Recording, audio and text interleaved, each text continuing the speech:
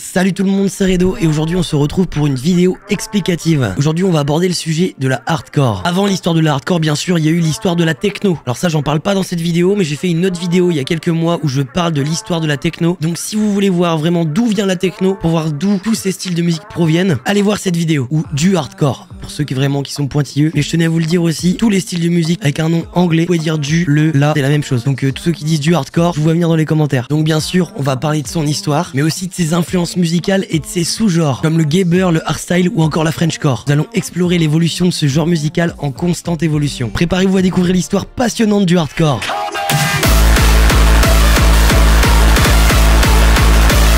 Du coup, le hardcore, c'est quoi? La techno-hardcore, également connue sous le nom de hardcore, est une forme de musique électronique issue des raves européennes des années 1990. Elle se distingue par sa rapidité, l'intensité des kicks et ses basses, son rythme intense et ses thèmes parfois violents. La techno-hardcore a donné naissance à de nombreux festivals bien connus aujourd'hui, notamment Thunderdome,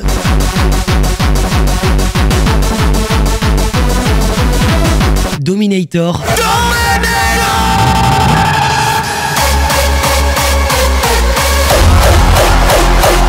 Master of Hardcore,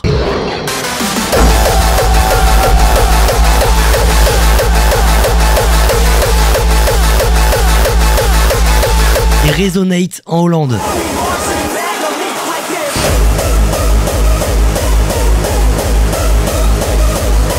Aux États-Unis, le festival Electric Daisy Carnival organise des événements EDM et techno hardcore depuis 1997. J'avais 2 ans, tout le monde s'en bat les couilles, mais je voulais le dire.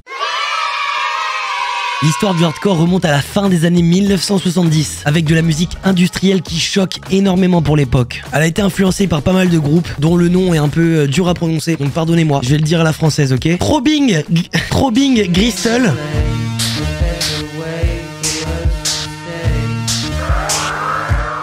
Coil, Cabaret Voltaire, SPK et le meilleur pour la fin, Heinz Tourzende Noboten.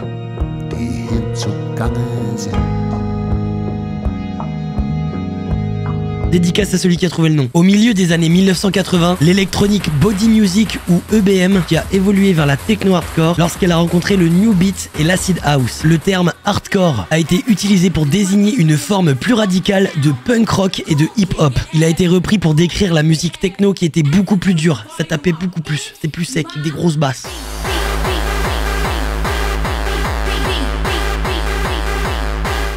Et ce style était beaucoup plus intense que tous les autres styles de musique électronique de l'époque. La musique hardcore a connu de nombreux développements et sous-genres au fil des années, chacun ayant sa propre identité sonore et culturelle.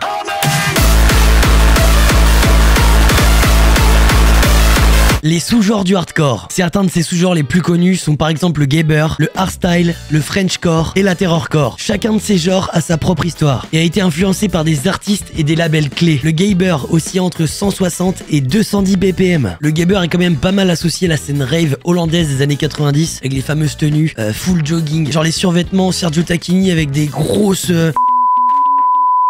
Air Max, des lunettes roses, enfin voilà le bon cliché quoi. Vous savez quoi, je vais même aller chercher un bomber Defcon 1 en plus. Voilà, c'est bon, on est dans le thème.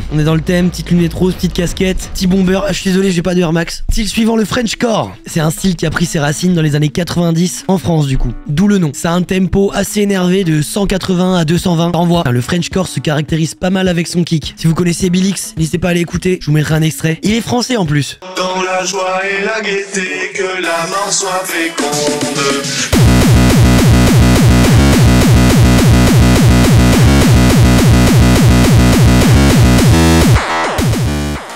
Le hardstyle qui était un style musical très connu entre 2010 et 2020, c'est vraiment la meilleure année pour le hardstyle. Un style entre 140 et 150 BPM, un peu similaire au gabber et à la hard trance. Et c'est dans les années 2000 que des DJ comme The Prophet, DJ Zani ou encore Showtek ont popularisé le genre en mélangeant le gabber avec d'autres styles musicaux.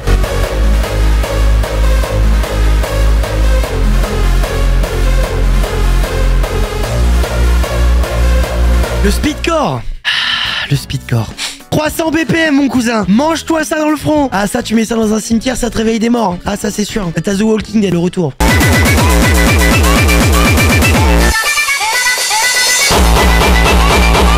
On va dire que là où le speedcore, ça s'adresse à un public très spécifique et averti. C'est des gens, ils ont besoin que ça tape. T'es à 300 ou c'est rien. Et enfin, mesdames et messieurs, le grand, le seul, l'unique, la terrorcore. Devinez le BPM, ceux qui connaissent pas, devinez.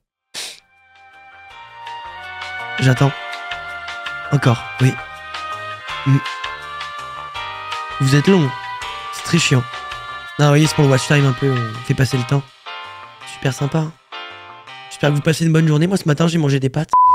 Ah oui, du coup, la Terror, oui. Ça va de 180 à 600 BPM. Les gens qui dansent sur la Terror, les amis, ils sont comme ça.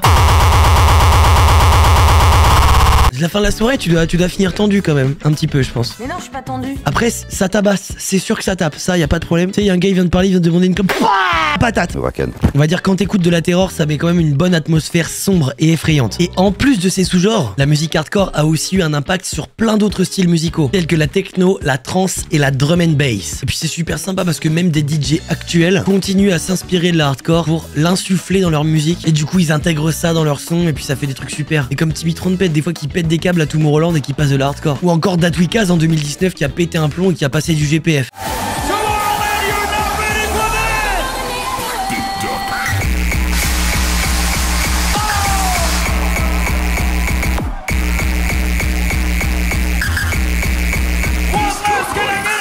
Puis c'est cool comme ça, ce genre de DJ justement il démocratise un petit peu ce genre de style.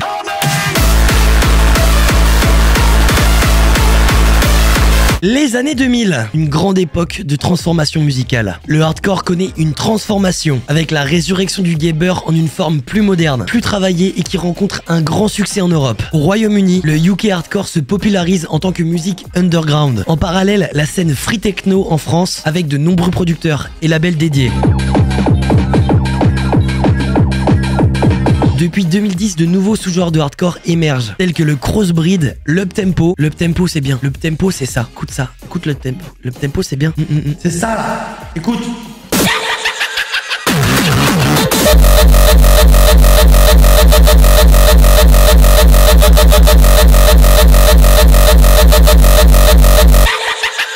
Et le hip-hop influence pas mal aussi la techno-hardcore durant les années 2010. Malheureusement, le hardcore est un style musical qui est associé à une image sombre et violente, souvent inspiré de la science-fiction et du style cyberpunk. Les artworks et vidéos sont souvent réalisés par ordinateur. Le milieu des free parties a également repris ces éléments visuels en les adaptant à un style plus monochrome, en y ajoutant des références à la drogue et à l'hypnotisme de la musique.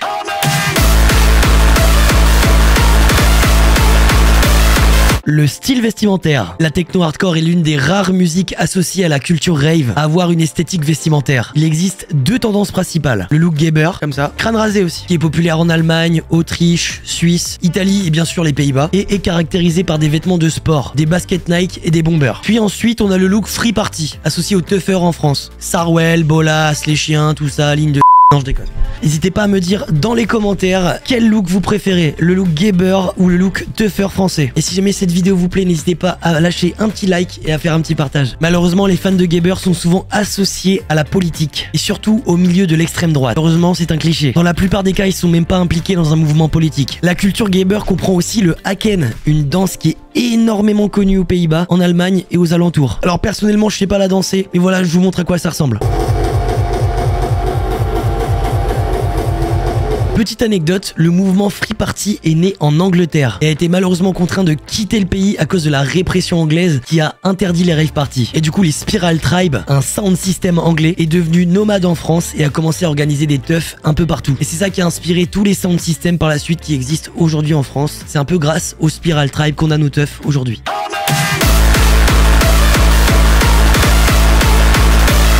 Comment on fait de la hardcore? Ça aussi c'est une bonne question. Alors aujourd'hui pour faire du hardcore, il faut un ordinateur, des logiciels tels que FL Studio, Cubase, Logic Pro et j'en passe. Il n'y a pas besoin de faire d'études de musique franchement. Tant que vous êtes passionné, que vous aimez ça, ça vient tout seul. Après bien sûr, voilà, il y a des tutos à se bouffer sur YouTube comme tout. Après voilà, c'est comme tout, ça s'apprend. Vous avez juste besoin d'avoir un ordinateur, des plugins et un logiciel de MAO, donc de production de musique. Et souvent les gens qui se lancent dans le hardcore, c'est de façon autodidacte. Il n'y a pas d'école de hardcore. Peut-être qu'aujourd'hui il y en a à notre époque, l'époque, mais en tout cas en 1990, les années 2000, vous appreniez tout par vous-même. En tout cas, quand on commence le hardcore, je trouve que c'est un petit peu plus une motivation d'innover plutôt qu'une motivation financière. Même moi, le premier, j'ai fait quelques sons à l'époque, des trucs dégueulasses. Si vous voulez, je vous mettrai quelques extraits.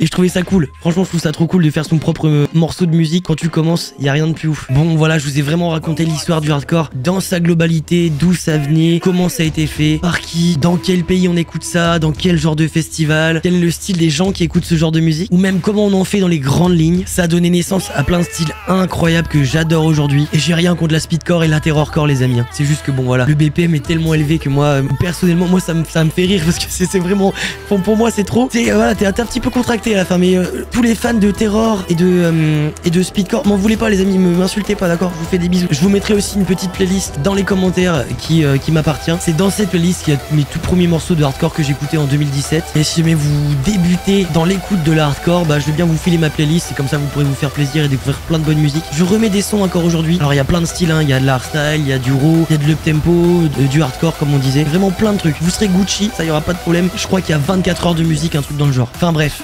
Allez, je me casse.